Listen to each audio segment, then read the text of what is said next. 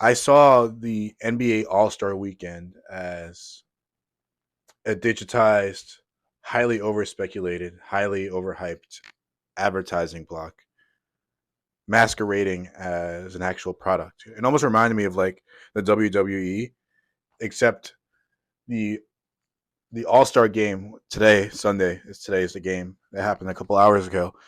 It it didn't recognize that it didn't recognize what it was. The system of capitalism almost is like super like late stage to the point where every single product, every single customer or consumer touch point with like a business is has reached this point where the product, the original product that were given is almost bastardized beyond original recognition.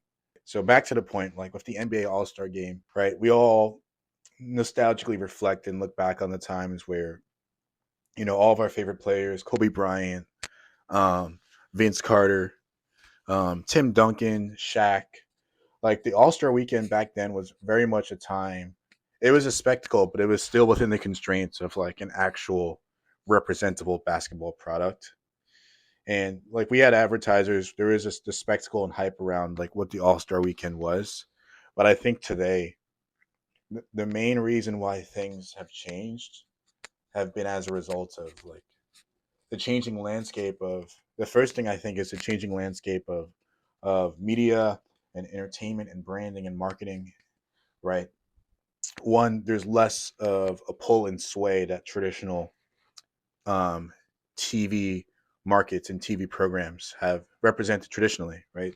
If you're tuning into something in like the early 2000s or like the late 90s, there's a chance that if there is enough hype garnered around like a specific event, like whether it's the Super Bowl, whether it's the NBA Finals, NBA All Star Weekend, or not even just like more or less the fact that like an NBA is a live product where like live products like the NBA, like sports, have a fundamentally higher value um, during live programming compared to like other forms of like media, right?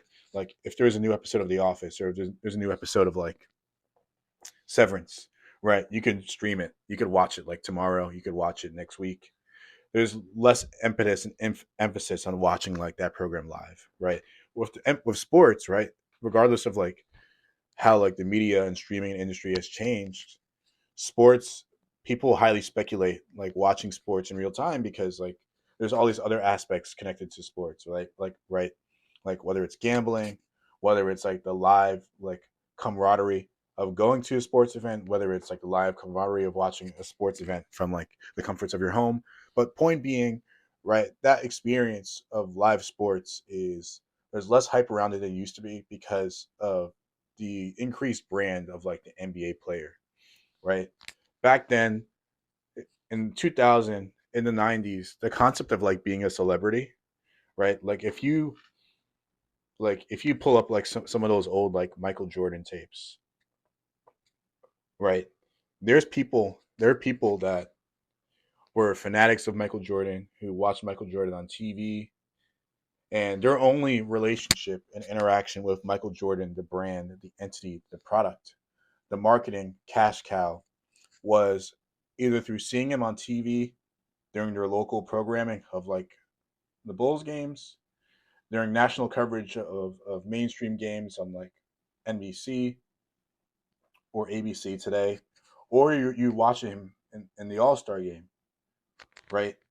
But the thing is, with like social media, with 24/7, 365 access to individual brands of professional athletes on their social media profiles, on public sports pages like House of Highlights, like brands like ESPN, TNT, ABC, essentially shuttling and forwarding these highlights and these content packaged a billion times over for NBA viewers to see. There's not excitement anymore because we've seen everything, right? We've seen everything. If you want to go up and watch Michael Jordan's entire career, you could be an 8-year-old fan of the NBA in 2025 and get a nice condensed YouTube video that packages his entire career experience in like highlight form, right? So you have people that, this is another topic I wanted to talk about too, is you have people that their entire perception and of the game is through like analytics and through like packaged reels, right?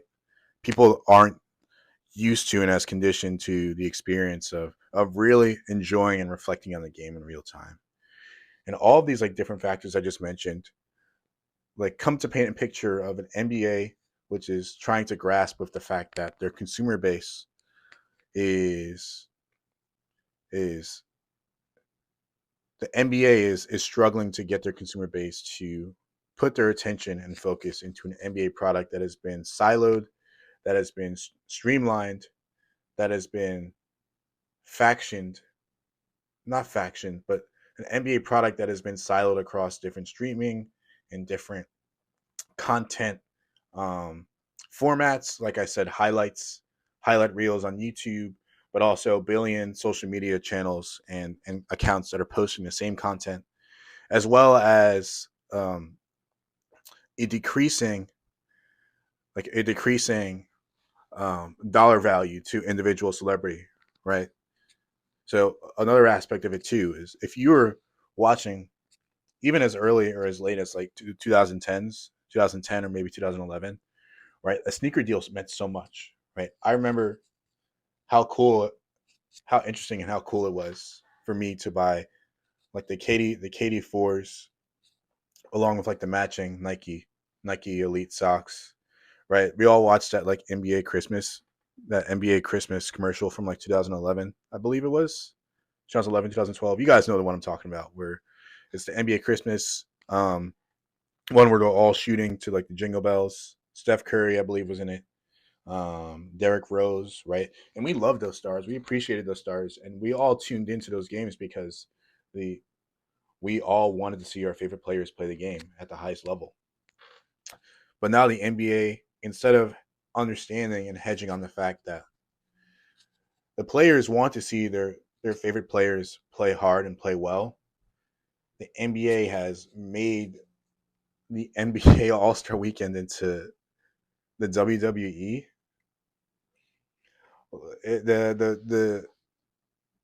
The show was just interesting because you have the NBA saying that they want to increase their product, but instead of increasing the value of the NBA basketball game, they added all this peripheral stuff into it. Like why is Mr. Beast there?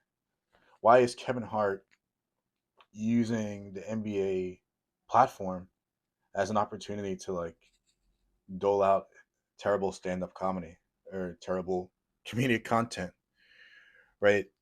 So now you're already taking a fractured consumer base and a fractured attention culture of like the current media and streaming world, and you're taking away more from the actual basketball product, right? I'm a Knicks fan. I was really happy that I have two All Stars that were going to be in this year's game, right? But with that being said, like why is my one of my favorite players, Jalen Brunson, playing 6 minutes in a game where he, you know, he's been formally acknowledged as one of the best players, but we can't see our favorite players, right? So that's something that's wrong, that's incorrect. And as the NBA kind of tries to foray into like newer markets and try to increase the value of their brand, it's like a bubble because you want to say the NBA is like a good product. The NBA basketball, like at the end of the day, people want to see like good basketball. They want to see their favorite players play, right?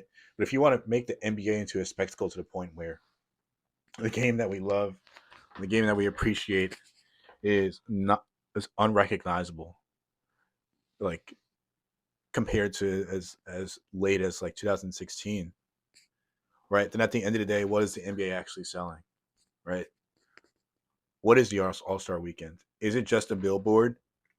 Is the NBA is the NBA All Star Weekend just a glorified billboard for advertisers, for other marketing slash branding interests adjacent or working parallel to the NBA, or is it really about the fans, right? So I think it's just something to reflect on. And it's a trend I've noticed not just like in the NBA and in sports, but also across like a lot of businesses where, they like the original product might be losing steam, so you need to find other ways to like garner interest and hype. But this is the wrong way to go about it, in my opinion. But curious to see what other people think about this, man, because every time I remember when I was watching the All Star game, every 2 seconds I'm thinking, yo, this would be pretty good, or this would be great, or better. I just want to see more basketball, right? I want to see more of my favorite players going at it and building their legacies, like and competing with each other. But instead, I'm greeted to Kevin Hart um, speaking over commentators, trained commentators that are paid to be there, that are have a right to be there, and the fans want to hear more of. I think the fans would love to hear more of Kenny, and what's the guy's name again?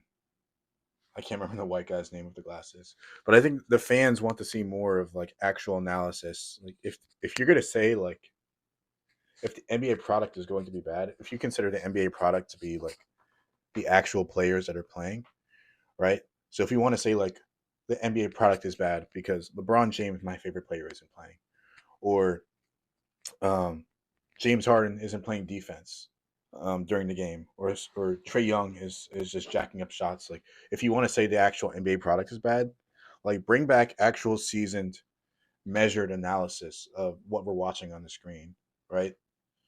Like Marv Albert, one of the best commentators of all time, when he retired a couple years ago, like that left a big hole in the NBA ecosystem as it relates to like that measured, trusted, like sports reporter, sports broadcaster, like approach to the game that I think is missing, right? And the NBA is so caught up on entertainment; they're so caught up on the spectacle and the shiny object of let's make the most ambitious event, that instead of saying like, you know what the NBA could have done? The NBA could invest, instead of putting on these gimmicky like um Mr. Beast shows up to NBA All Star Weekend challenge, right? The NBA should invest a certain amount of like their R&D, research and development money to like, I guess not R&D money, but the NBA should create a fund to invest more money into like commentators, into commentators growing up, commentators that are growing up that love the NBA, that want to be able to report on the game and speak on the game, and essentially make the NBA product more marketable, right? I remember when Draymond Green came out with his quote about um, the new media. NBA players, he thought, were going to be relied upon by the media, the entertainment industry, and sports commentary world to serve up more narratives, to serve narratives in a more entertaining manner, to essentially provide a breath of fresh air to legacy media that allegedly weren't providing fans, weren't providing the NBA faithful with the information that they needed. I think the new media era is has exceeded in some respects, right? It's cool because you get to hear certain narratives from players that might not be shared in like traditional legacy media outlets. You get to hear a player's perspective of like the actual game that they're playing, and maybe get like a behind the scenes of like certain specific moments in like NBA history, right? So it's cool if like Draymond Green is having a podcast. It's cool that we get to hear from him, like what exactly was in his brain, what was in his thoughts as like the Warriors were playing Game 7. That's cool. But when it goes back to like the conversation, is NBA an entertainment cash cow? Yes, it is, but at what cost, right? This entertainment need, we're going to bring The Rock and Kevin Hart and Mr. Beast and any other person that we could find to make this a spectacle festival, or do we need to have like a more measured approach to like a more measured and curated and serious approach to like how we report and how we treat our game with more delicacy, with more like guardedness, more gatekeeping needs to happen about how these decisions are made, and not just sell out the NBA product to the highest bidder, which is what's going on now. Kevin Hart and Kia, Ultima, like advertisers that are paying like to the wall for NBA screen time, right? NBA should invest more in like analysis and coverage and measured kind of commentary on the game. And in the long run, I think that will lead to people taking the NBA product more seriously. But I want to hear what other people have to say about this. There's a lot of kind of back and forth I've already seen on social media. Some people are like, "Oh, like the game was good. Like you got to stop complaining." I want to see like more like the people think like the NBA having the rising stars participate in like um the game was like a good idea. Some people thought it was a bad idea, and some people thought it was dumb. Like we should just go back to the East and West all star format, which I think we should. I think we should do that honestly, because end of the day, people want to see the best players play. People want to see the players that play for their team, the best players on their team, compete at the highest level. So that's what I think. But curious to hear your guys' opinion about everything I just said: media, basketball, entertainment, and how like the NBA and like similar other sports leagues should persevere moving forward. But that's all I got. I'll talk to you guys later. See you.